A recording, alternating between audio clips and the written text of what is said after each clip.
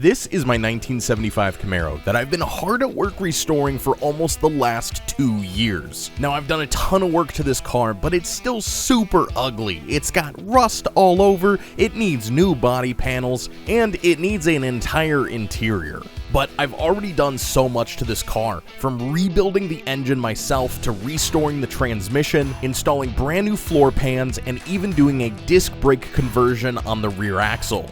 Now, restoring a car like this is hard to begin with, but to make it even harder, I have no idea what I'm doing. That's right, I've literally never worked on a vehicle before starting this project, and I threw myself in the deep end.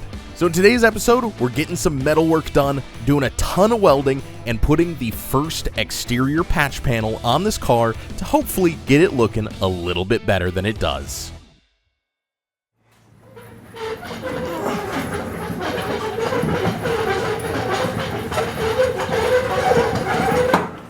Whoa! That's the new YesWelder DP200. That'll definitely help a whole lot with what we're about to do. So yes, the rumors are true. YesWelder in fact sent me their brand new prototype welder to help me get back in the action of working on my car. This is the DP200 and it is the latest technology for amateur and professional welders. This thing is going to help a ton with what we're doing on the car because it is specialized to work with ultra thin sheet metal, and as you guys all know, this car needs a ton of thin sheet metal work. Now, to my knowledge, there's only about 20 of these welders that exist in the world. And somehow I got lucky enough to receive one because for some reason they think that me having a new welder with a bunch of new technology in it is gonna help me do better work on the car. And while I really appreciate their confidence, there's only so much that a underskilled welder like me can really be helped. So here it is, the DP200, and for being such a small welder, I'm pretty impressed with how many features they packed into this thing. But before we get into actually using it, let's check out what's in the peripheral box. Gas tube for MIG welding. We've obviously got our ground clamp. 3 different roller wheels here for different welding wire thicknesses. 0.045, 0.035, and ooh, a 0.023. Now this one is where we're gonna get fancy. Now before I go into the benefits of 0.023 welding wire, let's get through the rest of the things that are in here. Welding gun, stick welding attachment. We've got our converter to go from the 220 power to the 120 volt power. Now, something that I'm immediately picking up as a benefit over my last welder is how long this power cable is. Now, I don't know about you guys, but I don't want to just see me unbox a welder. I don't want to see me actually use this thing. So let's get it plugged in, take a look at some of the cool features on it, and then we're going to jump over the car and start doing some welding today. Now, one of the coolest features on this welder is the full color display that's on it. This is a 7-inch display that you can have infinite customizability on everything here. You can set your materials, you can set what gas you're using, you're gonna set the diameter of your welding wire, and you can set the thickness of the metal that you're using, and it will auto-calibrate your settings for you to give you a baseline of how you should be welding. From there, you can obviously customize it down and up on both your speed and your voltage. Now, this thing can also be used for aluminum welding if you get the right attachments for it, which I think is awesome. It's definitely something that I want to learn down the line, so having a welder that can do it all right out of the box, definitely going to be cool for me to learn in the future. So let me get the rest of this machine set up and tuned in, and I'm going to get some test pieces of metal to start welding and see how this thing performs.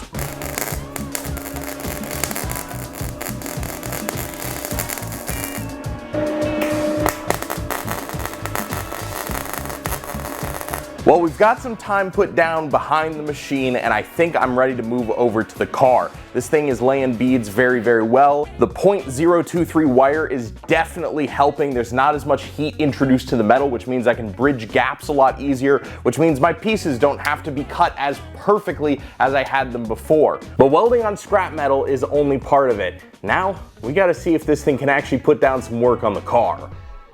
Now, as much as I would love to just start welding new panels onto the car, we have to get the old ones off first. And so it's time to take a deep dive into what lies behind the quarter panels on my car.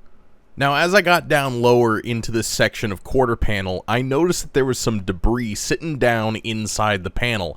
So I cut it through and bent this piece to take a look at what was back there, and it was about 10 pounds of dirt, mud, old rusted metal, you name it, it was back here. I found tools, spark plugs, I even found an old A-track tape from like the beginning of time when music was just becoming a thing. This might as well have been an old record as far as I was concerned. And it kind of makes me wonder, in 20 years, are we going to be finding old iPhones or iPods or MP3 players and stuff like that? And are people that restore cars even going to be restoring cars at that point? It's kind of scary, you know? Make sure you wipe your devices before you lose them in the back of your trunk. And with my excavation coming to an end, it was time to cut the rest of the quarter panel skin off. Now, none of this was worth saving. Every piece of this lower quarter panel had to come off. It was more Bondo than metal at this point. It had just been completely rotten through. A lot of that debris that was down in there definitely held moisture and allowed it to just eat through the metal. The only luck that I had with this is that the inner panel was not worse than it was. I was honestly really surprised at the condition it was in, and thankfully, because it was so good, I don't have to replace it. And honestly, at this point in the project, anything that I don't have to replace on this car is a huge win for me. Now, as I continued to cut the rest of this quarter panel piece off, I was being very careful not to damage any of the other pieces around it. I only want to remove what I absolutely have to, and yes, that's even more debris inside the rest of the quarter panel. I just can't escape it at this point. This car is so full of mud and dirt, it doesn't even faze me anymore. Eventually, I got to a point where I could actually start test fitting this panel and to see exactly how much of the original quarter panel I needed to remove. I figured I might as well use as much of the replacement panel as possible because I don't really trust the original metal on this car further than I can drive the car, which is absolutely nowhere right now. So we're cutting every single bit that I can in order to replace it with brand new fresh metal. Also, if you were curious, this was everything that came out of the inside of that quarter panel. Ew. Then I figured that while I was tearing apart the quarter panels, I might as well just rip the rear spoiler off the car. Thankfully, this actually came off pretty easily. It's about 3 bolts on each corner, and the middle section wasn't on it anyway because I've already replaced the trunk panel. So 6 bolts, we got both corners out, and now we have a spoilerless car. Also, as an added note, I really hate how these things look without the spoiler. The spoiler really adds so much presence to them. I don't know why anyone would ever not have the spoiler. If you ordered one of these back in the day without the option of a spoiler, why? And there you have it. One quarter panel-less, naked, spoilerless, ugly Camaro.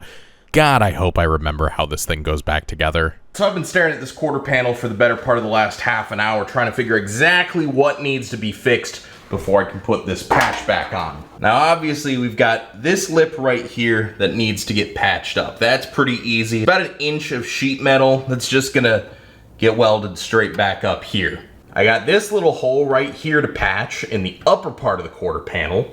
And then back over here, I've got a hole right between here and here that needs a little curved piece put back in to block the sight line through this corner. So now that we've got an idea of what we need to do in order to get this patched in, we can start cutting sheet metal. And this is where things get really serious because this is the part where I haven't done a whole lot of this and we might get into some hairy situations. So fingers crossed here that everything goes well. I'm gonna break out all my metalworking tools now that I've got my game plan, and let's just start working on it. Okay, so maybe it's not quite time to put the quarter panel back on just yet. We got some internal damage here that needs to be repaired, and I'm not going to just leave that there to keep rotting away. Plus, I kind of need a surface to weld the quarter panel skin to, so this is kind of a non-negotiable repair here.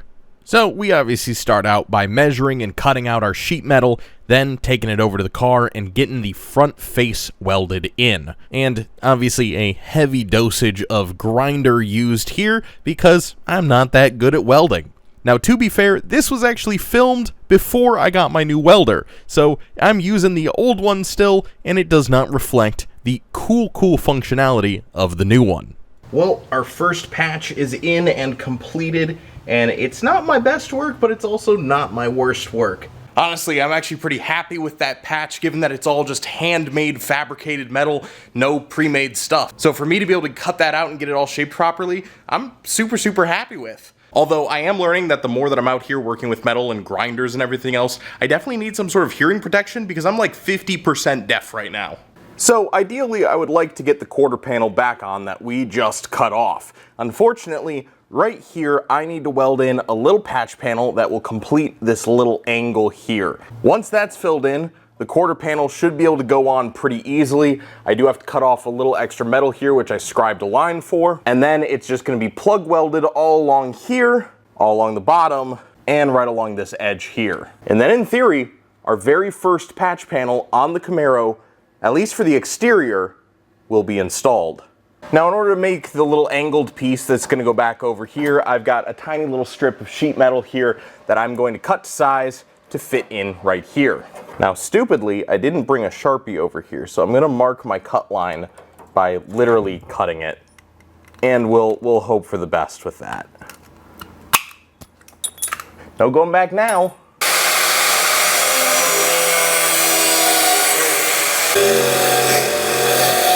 All right, that should do it. Let's get our welding gloves on and get this thing tacked in.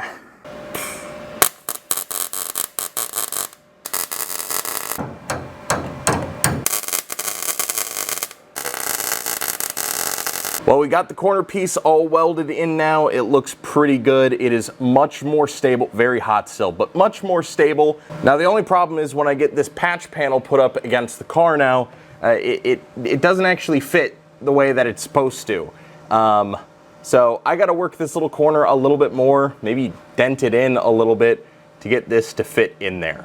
We now have the quarter panel ready to be put on. All of the holes for the plug welds have been drilled. It is gonna go back on right there. It is fitting up super nicely now. I'm a little bit nervous right now because this is the first exterior panel that I'm actually welding back into the car. I have to cut a little bit more of the original metal off in order to get this one on, but I'm trying to get it lined up as best as I can with the existing body line so I know exactly where everything goes. But at this point, the worst case scenario is I mess it up a little bit and have to maybe use a little more body filler or something like that than I want to. But really at this point, the worst case scenario is not that bad. So we're gonna throw some weld-thru primer on, get all of our plug welds lined up, clamp everything down, and we're gonna get this sucker welded in. So I've made my scribe line along here, but I'm also gonna do a little Sharpie line just so we know where everything is lining up, including this 90 degree there.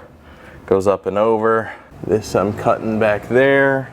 Nah, actually I'm gonna do the plug welds once I get the metal cut and we have a better idea of where everything's sitting. I think that makes more sense.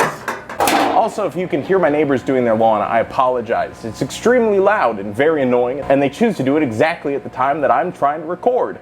All right, no turning back at this point. Now, when I tell you guys that I was stressed, I am not kidding. This felt like $1 million cut right here. Because if I went too far, that patch panel was never going to fit up properly, and I would have to put another patch in between the patch in order to patch the patch that I didn't patch properly. It's a lot of patching.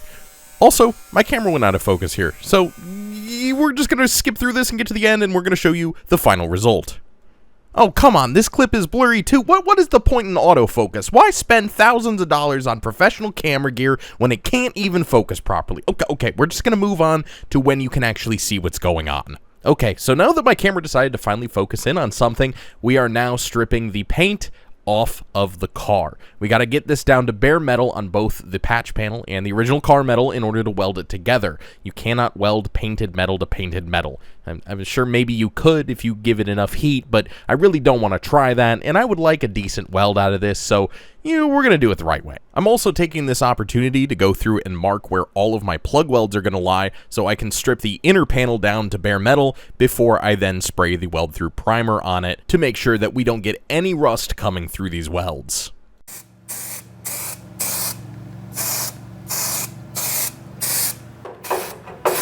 Painted my pants, very cool. So now it was officially time.